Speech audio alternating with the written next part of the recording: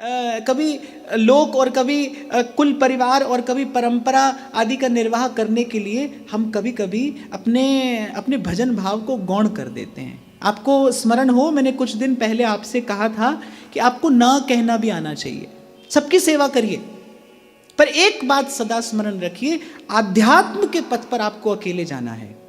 आध्यात्म के पथ पर आपके लिए केवल एक ही धर्म है, वो है अपने गुरुजनों की आज्ञा का पालन करना।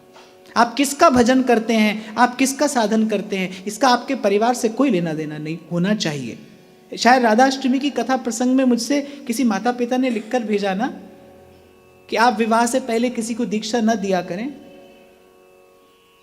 क्योंकि कन्याओं को किसी दूसरे घर में जाना होता है। मन तो किया मेरा महिला आयोग में शिकायत लिखकर भेज दूं कि देखिए कैसी बात लोग मुझसे कर रहे हैं।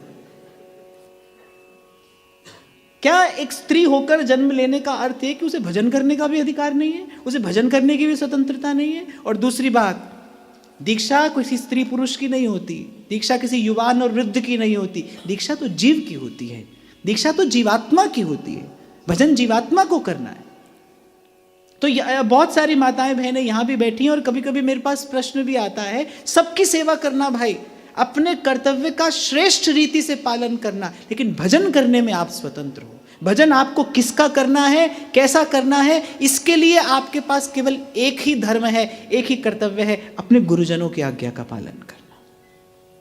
और हमारी मानो, मुझसे कोई पूछे तो मैं तो सदा से केवल एक ही बात कहता आ रहा हूं और जब तक यहां पर बैठूंगा इसी एक ही सत्य का उद्घोष करता रहूंगा, भजनीय केवल केवल केवल भगवान हैं।